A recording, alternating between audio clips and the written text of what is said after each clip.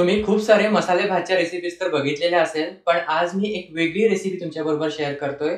तर आज आपण फोडणी देऊन केलेला मसाले भाताची रेसिपी बघतोय. हा जो मसाले भात आहे अगदी सुटसुटीत, फडफडीत होतो. खायला खरंच खूप खमंग लागतो. तर हिवाळ्यात ताजे मटार मिळतात, तर हिरव्या ताजेगार मटारापासून बनविलेला हा फोडणीचा मसाले भात कसा करायचा चला बघूया. तर ही रेसिपी तुम्ही उरलेल्या भातापासून सुद्धा करू शकता किंवा मग रात्री जर तुम्हाला हा भात करायचा असेल तर सकाळीच जास्त भात लावायचा, म्हणजे उरलेल्या भातापासून तुम्ही हा खमंग असा मसाले भात करू शकता. तर यासाठी 1 कप तांदळाचा भात लावून घेतलेला होता. तर इथे माझ्याजवळ हा सुटसुटीत फडफडीत मोकळासर भात आहे. या भातासाठी किंवा या मसाले भातासाठी मोकळासर भात घ्यायचा, आसट किंवा चिकट असलेला भात नाही वापरायचा. त्यानंतर कढईमध्ये 2 ते 3 मोठे चमचे तेल गरम करून त्यामध्ये अर्धा चमचा मोहरी तडतडली की अर्धा चमचा जिरं.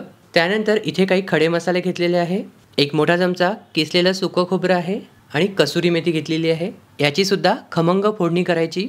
1 चमचा आलं लसूण पेस्ट, बारीक चिरलेला कांदा, हिरव्या मिरच्या आणि कढीपत्ता सुद्धा घातलेला आहे. हे थोडा वेळ तेलामध्ये परतवून घ्यायचे. कांदा हलकासा सॉफ्ट झाला की यामध्ये भाज्या घालायच्या आहे. तर भाज्यांमध्ये इथे मी फ्लॉवर आणि बटाटा घेतलेला आहे. बटाटा व फ्लॉवर यांचे मध्यम आकाराचे काप करायचे, म्हणजे तेलामध्ये ते शिजले गेले पाहिजे. नेहमी जेव्हा आपण मसाले भात करतो तर काप थोडे मोठे ठेवतो, कारण ते वाफेवर शिजतात. इथे आपल्याला तेलामध्ये शिजवायचं आहे.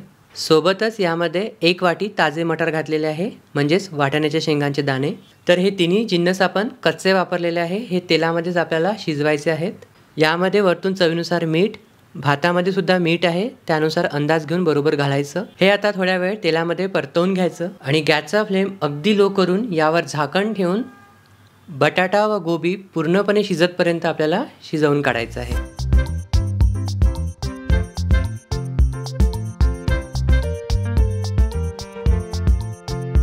जर धीरज किचन मराठीचे व्हिडिओज आवडत असतील तर व्हिडिओजला प्लीज लाईक, कमेंट, शेअर आणि चॅनलला सबस्क्राईब करा. सबस्क्राईब केल्यावर बाजूला एक बेल आयकॉन दिसेल, त्यावर सुद्धा क्लिक करा. त्यामुळे तुम्हाला माझ्या प्रत्येक रेसिपीचं, व्हिडिओचं नोटिफिकेशन मिळेल. तर साधारण 8 ते 10 मिनिटे लो फ्लेमवर बटाटा व गोबी शिजतपर्यंत मी हे शिजवून घेतलेलं आहे. हे आपल्याला तेलावरच शिजवायचं आहे. तुम्ही बघू शकता बटाटा सॉफ्ट झालेला आहे आणि फुलगोबीसुद्धा शिजलेली आहे. त्यानंतर यामध्ये अर्धा चमचा हळद, 1 चमचा धणेपूड, 1.5 चमचा गोडा मसाला आणि 1 चमचा तिखट घालून हे मिक्स करायचं आहे.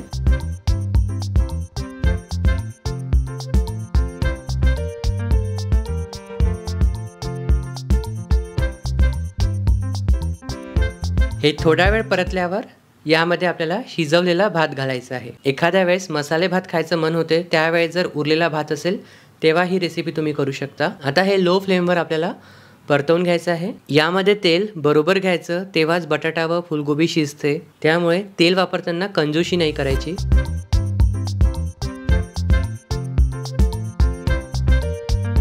हे मिक्स करून झाल्यावर यावर झाकण ठेवून फक्त 4 ते 5 मिनिटे एक वाफ आणायची आहे. तर इथे आपला हा भात तयार आहे. पण जर तुम्हाला थोडीशी आंबट चव आवडत असेल तर तुम्ही यामध्ये अर्धा लिंबाचा रस पिळू शकता. जास्त लिंबू नाही पिळायचं, कारण त्याचा फ्लेवर भाताला लागायला नको. मसाले भाताचा जो फ्लेवर आहे तो त्यामध्ये असायला हवा. आवडत असल्यास घालू शकता, नाही घातलं तरीही चालेल. वरतून बारीक चिरलेली कोथिंबीर आणि हे एकदा मिक्स करून घ्यायचं आहे. तर इथे आपला हा सुटसुटीत, फळफळीत, फोडणी देऊन केलेला वाटाण्याच्या शेंगांच्या दाण्याचा म्हणजेच मटारचा मसाले भात तयार आहे. गरमागरम कढीबरोबर, मठ्ठ्याबरोबर, कशाबरोबरही सर्व करू शकता. तुम्ही हा नाश्त्याला सुद्धा देऊ शकता. तर या मटारच्या सीझनमध्ये नक्की ट्राय करून बघाल. कसा झाला कॉमेंट्समध्ये सांगायला विसरू नका. अशाच मस्त मस्त रेसिपीसाठी बघत रहा, घेत रहा आस्वाद महाराष्ट्राचा, फक्त कुठे तर धीरज किचन मराठीमध्ये. धन्यवाद.